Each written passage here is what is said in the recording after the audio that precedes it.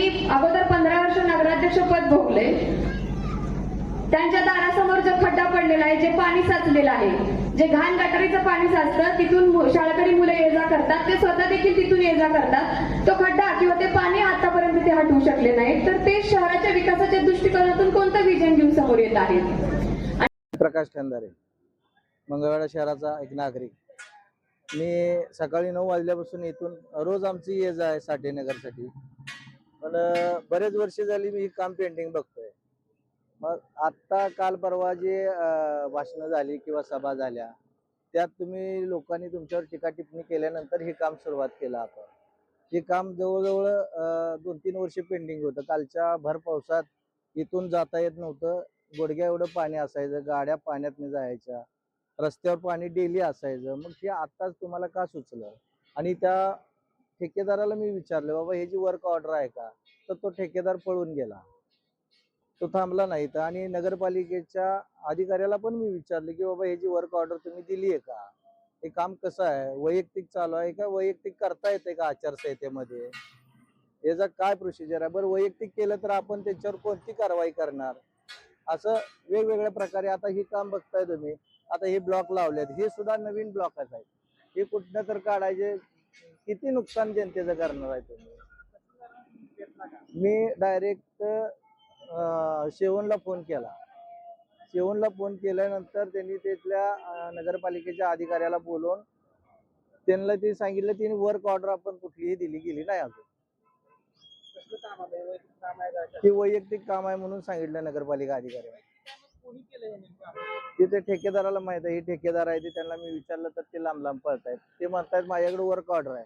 मी work ऑर्डरला आणायला चला नगरपालिकेत म्हणलं, नगरपालिकेत गेलो तर नगरपालिकेत अधिकारी नाही. आणि त्यांचं म्हणणं असं आहे की खाजगी काम आहे. मी त्यांना ते पण विचारलं की आपण त्यांच्यावर कारवाई काय करणार खाजगी कामाची? म्हणजे अशा जर व्यवस्था तुम्ही, मी फोन केला होता, फोनवरती बोलणं झालं, लेखी नाही. लेखी आता मी देतोय उद्या. आज सुट्टी असल्यामुळे रविवारचं, आणि सुट्टी दिवशी कामची वर्क ऑर्डर मिळते यांना, ही विशेष वाटते.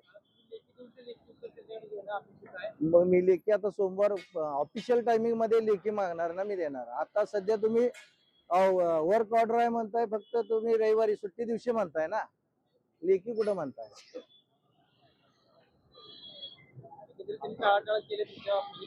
माझ्या प्रश्नाच्या उत्तराला अधिकाऱ्यांनी टाळाटाळ केली आणि ठेकेदारांनी टाळाटाळ केली.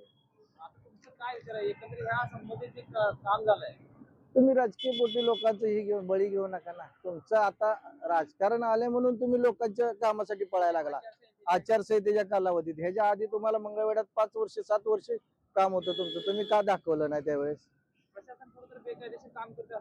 प्रशासन बेकायदेशीरच आहे. भूमिका काय असणार आहे? मी याचा पाठपुरावा करणार, नगर विकास मंत्रालयापर्यंत जाणार. त्या कामावर ज्यांनी काम घेतलं किंवा ज्याला काम दिलं, ज्या ठेकेदार आहे त्याचे नाव पाहायला मिळालं पाहिजे, ज्या ठेकेदाराकडे काम आहे. आणि ज्या ठेकेदाराला काम दिले तेच ठेकेदार काम करतोय का नाही, का दुसरा करतोय कोण?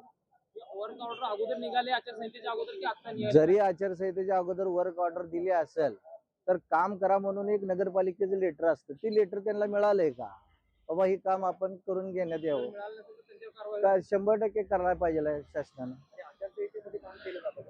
आचारसंहितेमध्येच नाही, अगोदरची वर्क ऑर्डर आहे म्हणतात, पण अधिकारी टाळाटाळ करतात, वर्क ऑर्डरच नाही म्हणतात. जनतेच्या दृष्टीने जर जनता काय म्हणते?